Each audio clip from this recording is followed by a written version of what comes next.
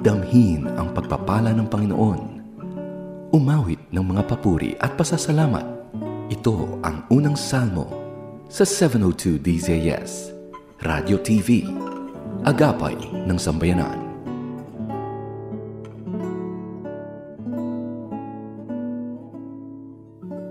Magandang araw, kaagapay. Ako po si Pastor Ronald Llobrera, aagapay sa magagawing hakbangin sa pasimula ng araw na ito.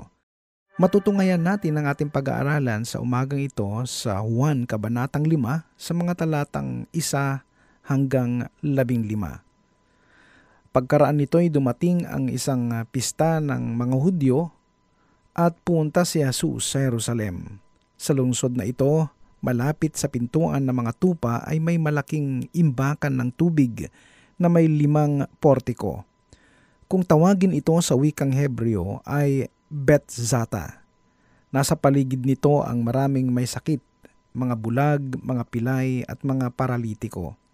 Sila'y naghihintay na gumalaw ang tubig dahil may panahong ang isang anghel ng Panginoon ay bumababa at pinapagalaw ang tubig. At ang maunang lumusong sa tubig matapos na ito'y gumalaw ay gumagaling sa anumang karamdaman. May isang lalaki doon na 38 taon nang may sakit. Nakita siya ni Jesus at alam niyang matagal nang may sakit ang lalaki, kaya tinanong niya ito, "Gusto mo bang gumaling?"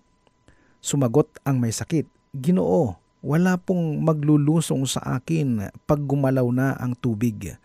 Papunta pa lamang ako, may nauuna na sa akin." Sinabi sa kanya ni Jesus, "Tumayo ka, buhatin mo ang iyong higaan at lumakad ka." Noon di gumaling ang lalaki, binuhat ang kanyang higaan at lumakad.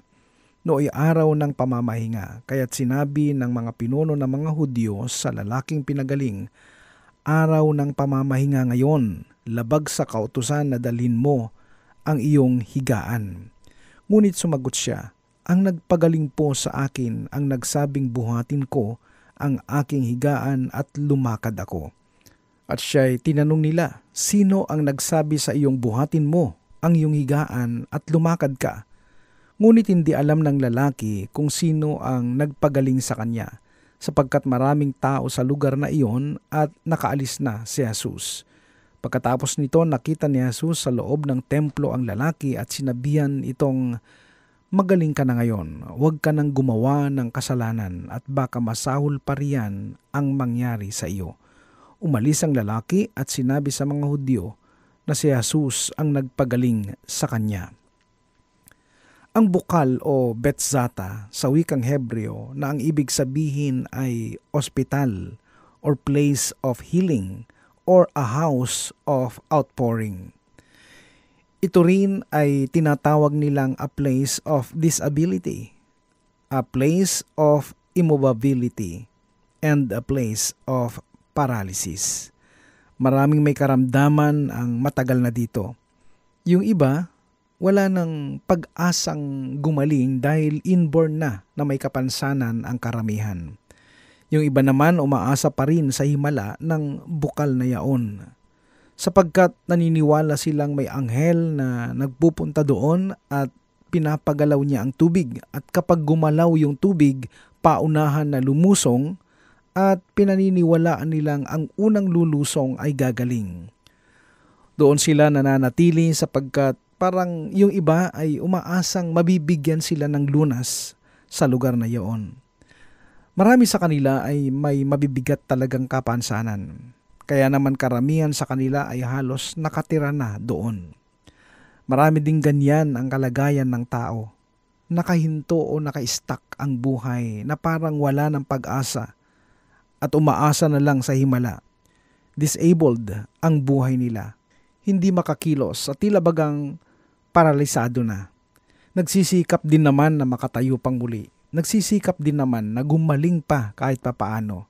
Subalit yung iba parang wala nang ginagawa para makawala sa pagkakabilanggo o pagkakalugmok ng kanilang kalagayan. Kaagapay, saan ka nakalugmok? Saan ka nakabilanggo? Saan naka-stuck ang buhay mo? Maraming mga tao ayaw umamin sa kanilang totoong kalagayan. Madalas, iniiba nila ang usapan. Kaagapay, saan ka nakabilanggo? Madalas hindi tayo umaamin sa totoong sitwasyon ng buhay natin. Ang mahirap, madalas iniiba natin ang terminolohiya ng mga nangyayari sa buhay natin. Di tuloy matukoy ng maayos at hindi mabigyan ng solusyon. Hindi rin maisara ng tama ang maling nangyayari sa buhay ng tao. Halimbawa, ang tawag ng marami sa pagre-rebelde ay karapatang pantao. Ang tawag nila sa maling relasyon ay freedom of expression. Ang tawag nila sa kasalanan ay kahinaan. Kaagapay, saan ka nakabilanggo? Minsan nalalason tayo ng ating sariling kaisipan. Saan ka nalalason ngayon? Saang bahagi ng buhay mo ang toxic? Saang bahagi ng buhay mo ang nanganganib o delikado? Ayaw mo kasing pangalanan. Ayaw mong ilabas para matulungan ka. Minsan, hindi mo namamalayan, nalalason ka na ng sarili mong isip sa mga panahon na sinasabi mong, hindi nila ako mahal, hindi nila ako tanggap, hindi nila ako maintindihan. Madalas, yung mga taong totoong nagmamahal sa'yo, sila pa yung napag-iisipan mo ng masama. Saan ka nakabaon? Ang mahirap kasi, baon ka na, ayaw mo pang umamin. Napakababa na ng kalagayan mo o ng sitwasyon mo, nagmamataas ka pa rin. Nakalubog ka na at malapit ka ng malunod, subalit nagpapanggap ka pa rin na marunong kang lumangoy. Iniisip mong mapapahiya ka kung aamin ka. Subalit ang hindi mo alam, ayaw ng Panginoon na maging ganyan ang iyong kalagayan. Saan ka mahina? Huwag kang magpanggap na malakas kung paralisado ka at baka bigla ka nalang tumumba at tuluyan kang malugmok. Kaagapay, huwag kang magsarili. Pwede kang humingi ng tulong. Maging bukas ka at magtiwala ka sa mga taong pwedeng gamitin ng Panginoon para tulungan ka.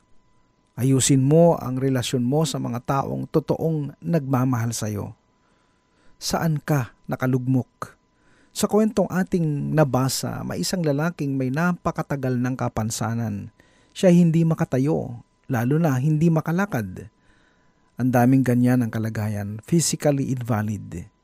Subalit ang mas nakakatakot ay yung spiritually invalid. 38 taon na paralisado ang lalaking ito. Subalit pansinin natin ang kanyang sagot kay Jesus nang siya'y tanungin ng gusto mo bang gumaling? Sa talatang 7, sumagot ang may sakit, Ginoo, wala pong maglulusong sa akin kapag gumalaw na ang tubig. Papunta pa lamang ako, may nauuna na sa akin. Kadalasan kaagapay ito ang sagot ng marami, may kasamang sumbat. Walang tumutulong sa akin, walang dumadamay sa akin, hindi nila ako naiintindihan. Kapag susubukan kong lumusong sa tubig, inuunahan nila ako. Kaagapay, ang totoong problema niya ay 38 taon na siyang may bigat sa kanyang kalooban. Naghahanap ng masisisi, puno ng kalungkutan, kawalan ng pag-asa at sinisisi ang sarili at lalo siyang nalulugmok. Subalit, hindi binigyan ng pansin ni Jesus ang kanyang panunumbat at ang sabi sa talatang 8, sinabi sa kanya ni Jesus, tumayo ka, buhatin mo ang iyong higaan at lumakad ka. God is sovereign. Now, if God is sovereign, you are always in the right place and you are always in the right time to obey. Ito yung tamang panahon para sumunod ka sa Diyos at tiyak na mararanasan mo ang totoong kagalingan at totoong kapahingaan. Magkarinigang muli tayo bukas kaagapay sa kaparehoreng oras, 5 to 5:30 ng umaga. Dito lamang sa ating himpilang 702 DZAS Radio TV, Agapay ng Sambayanan. Tandaan, si Kristo lamang ang tanging daan, kaya't buhay mo'y kay Kristo lamang Ilaan. Magandang araw, ako po si Pastor Ronald Llobrera. Pagpalain ka ng Panginoong Hesus. Pagpalain siya sa kanyang mga gawa, nagpapagal, gumabi man umaraw. Tangan ang hiling, buhay na maginhawa. Galak sa puso, naway mag-umapaw. Suklian man din ng salamat at pag-ibig, upang pagsusumigasig, lalong lumawig. Pagod mang katawan, walang aayawan. Laanan pa ng ibayong kalakasan. Siya nahirati sa pagpupunyagi, gawaran nawa ng 1,100 ngiti. Pagpalain nawa, gawa ng mga kamay, tanging hangad ay maalwang buhay. Nag-aabang ang bagong araw, sa katapatan mong kailan may di bumibitaw.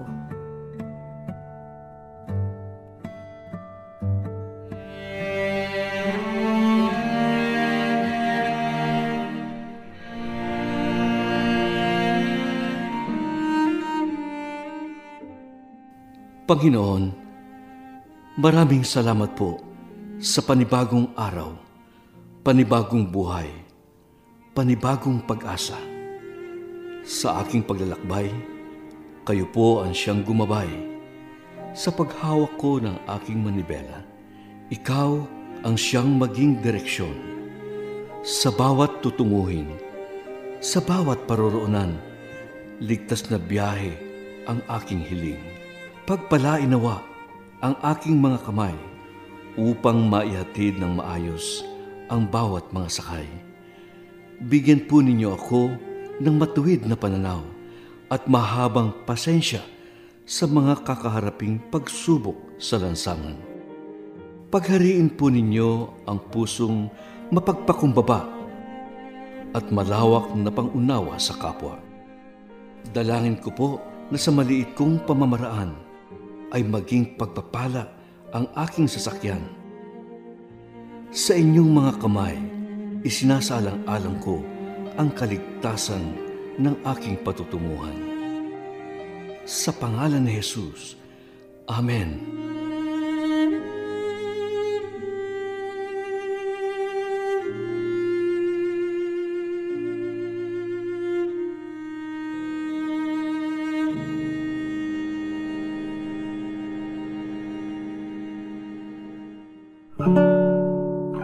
Iyong napakinggan ang unang salmo sa 702 DZS, Radio TV, Agapay ng Sambayanan.